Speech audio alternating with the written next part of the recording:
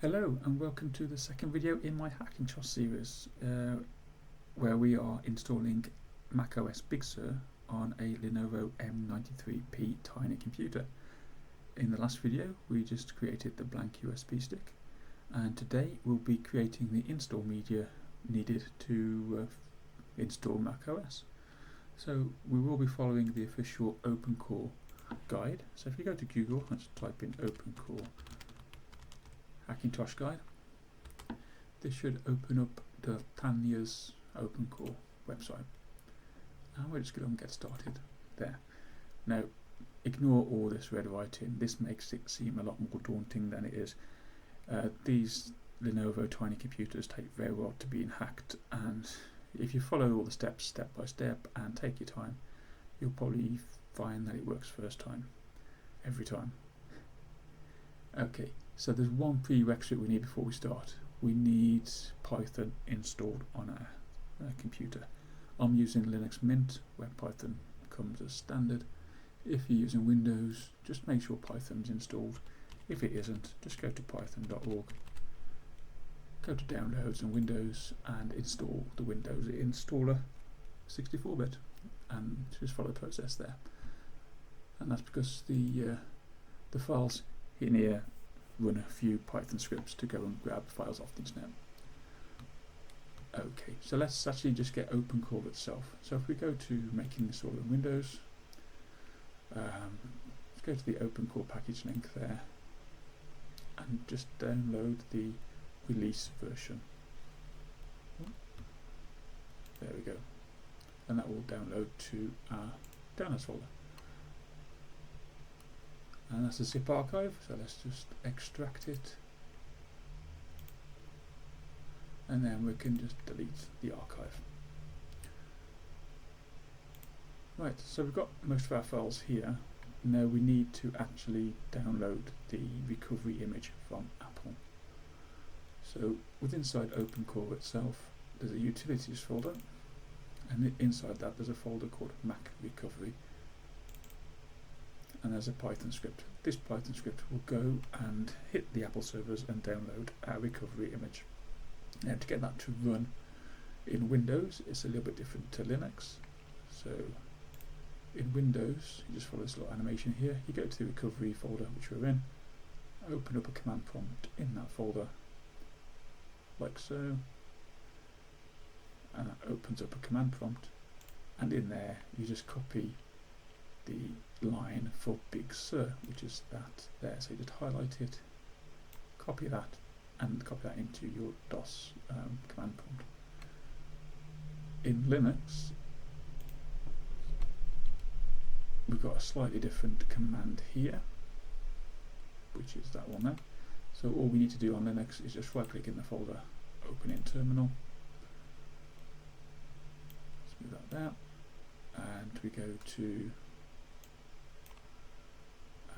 Big Sur, and just highlight that entire line and copy and paste into our terminal and hit enter, and that will go and download the recovery image from Apple, and it may take a while. It's 600 megabytes for Big Sur.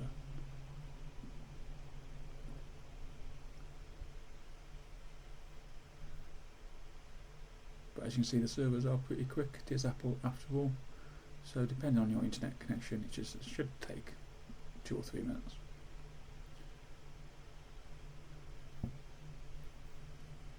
And there we go, it's just verifying and downloaded. Now if you look back in our folder, it's created a recovery folder there with 2 files inside. We need both of those. In fact, we need that entire folder. So if we just right click on that one and cut that folder, go to our blank USB stick and just paste that entire folder into the root of our USB stick, and this may take a while. Okay, so that's copied across, and if we look on our USB stick, we have got our recovery image and its chunk list. Excellent. Now we'll just minimize that for a second. If we just open up our downloads folder again, and if we go to our OpenCore release, we've got 2 folders that we're primarily interested in, IA32 and x64. 32 is for 32-bit systems. We are using a 64-bit system, so if we just go into there, you should have one folder called EFI, and we just need to drag that into our USB stick alongside the recovery boot folder.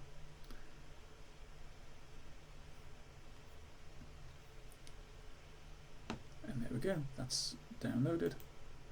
So we should have a boot folder. I don't know what these content files are, we don't need them, so if you see them just delete them. We only need a boot FE, and in the OC, yeah, we only don't need those files, let's delete those two files there.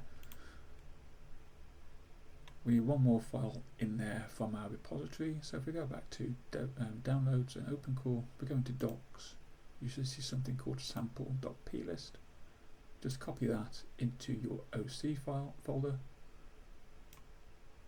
There we go, and we'll just rename that to config.plist. Now this is the actual config that sets up your installation and your Mac works. That's separate for every type of CPU. We're using Haswell, so it's a very specific config for Haswell chipset, and we'll be setting up this config in the next video. But at the moment we just need a copy of it in our OC file. Okay, now if we go into our drivers, you should see quite a few driver EFI files there. We don't need any of these, all we need is openruntime.efi. So we can delete all the others apart from that open runtime, so if we just delete all those. And all the ones below. So we just got openruntime.efi there. Kext should be empty. Resources we leave alone, don't even touch resources. Tools, I also always forget this, just delete everything in tools, we don't need any of those. Just delete. So tools is empty.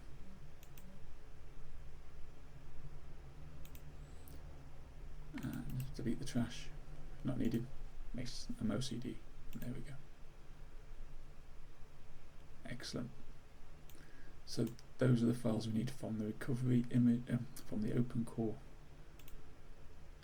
repository. Now we have to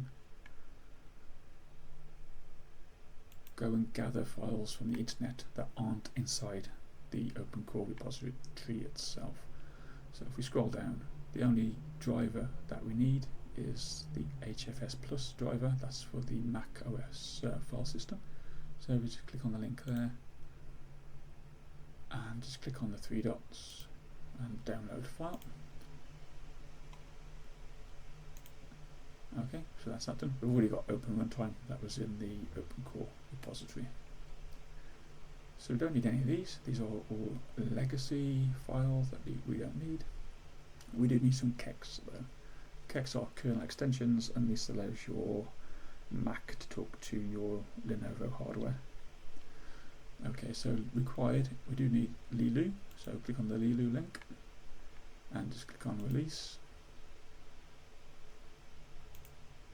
We do need virtual SMC, so click on virtual SMC and click on release. Scroll down, we don't need any of these, that's for AMD, we're using Intel, we haven't got Radeon graphics. We have got whatever green type graphics, so we do need whatever green. So click on that one and click on release. Audio, we need the Apple ALC kexts, so we click on that one and again click on release. Now Ethernet, 99 times out of 100 your Lenovo M93 will use an Intel 1217 chipset. You can check it on Windows 10 by going to Device Manager and looking at network adapters.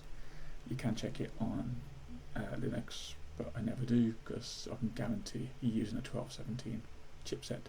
So if you're using anything different or it reports anything different, you may need to download a different type of Ethernet kext. But we'll download this Intel one at the top. And there we go.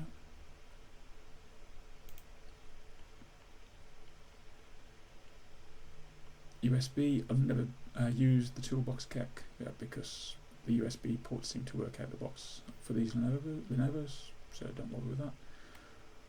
We've got no Bluetooth because if you have got an Intel card in your M93, it won't be compatible with Mac anyway. You will need to go and get a couple of there's a couple of Broadcom cards that are compatible. So if you want to buy one of those for like $20, you can have Wi-Fi, but you will need an Ethernet wired internet connection anyway for the install process. So I'm using wired Ethernet for my Mac anyway, and that works fine. We don't need any of these. We don't need any of these. These are all for other computers. We're not using a laptop, so we don't need any of these input device things for laptops. SSDs. Okay, we need 2 SSDTs. If you go down to the desktop platform table here, and Haswell, we're using a Haswell chipset, and go across, you'll see that actually we need 2 SSDTs. So we just click on the first one, go to pre-built because we don't need to compile it, someone else already done that, and click on the link to the AML file there, and again click on the dots and click on download. Excellent, that's downloaded. And if you go across again to this one, SSDEC, click on that one there. Again, click on pre-built. We're not building it ourselves. We're not on a laptop, so don't worry about that one. Okay, we're using a desktop. We're on a Haswell, which is 1 generation older than Broadwell. So this one is for Broadwell and older. So click on EC desktop there. And again, just click on the 3 dots and download. Excellent. So that is all our files downloaded that we require. So if we just open our USB stick, already open, if you open downloads, open new window, okay, there we go. Let's copy these files that we've downloaded to our stick. So the first one we'll do is the actual driver. So we go to the EFI folder, we go to OC, and we go to drivers. Just drag that into drivers. So you should have 2 files in there. Okay, ACPI, this is where the AML files live. So the SSDT plug goes in there, and the SSDT EC goes in there. So if we look in there, we've got 2 files. Excellent. Okay, so we can just delete these from our downloads folder so we don't get confused. We can actually delete the OpenCore release because we don't need that anymore either. Okay, so we need to extract these zip files for the kexts. So just extract every single one of them.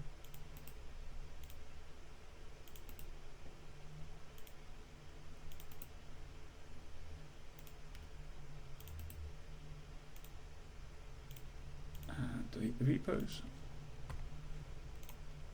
And we go back to our USB stick, USB EFI OC, and expand the kext folder. And we just need to copy these across. So we go to Apple ALC, open that. The only folder we need is the top one, Apple ALC.kex. Drag that entire folder across. And press that one. Okay, our Ethernet controller here, open that. We just need the top one, Internet Mosey.kex. Copy that across. Lilu, we just need lilu.kex. Copy that across. Virtual SMC, go to the kext folder inside that, and we need 3 of these kexts. We need the processor, we need Super IO, and we need virtual SMC. And whatever green, we just need whatever green got kext. There we go. So we should have 7 folders within our kext folder. 1, 2, 3, 4, 5, 6, 7. Okay, so that's all the files we need on our USB stick. So if we go back to the root, we've got our COM Apple Recovery boot folder with 2 files inside it. We've got an EFI folder one with a boot, with just a boot image, an OC folder with ACPI with 2 AML files in there, a drivers folder with 2 EFIs in there, a kext folder with 7 kext folders inside it, resources, which we don't even touch, an empty tools folder, a config.plist, and an OpenCore.efi. Okay, that's our USB stick pretty much ready to go. In the next video, we'll be actually configuring our Haswell configuration, and that will be the final step before we install the Mac system on our computer. So join me next time and we'll be doing the config.plist update. Thanks for watching.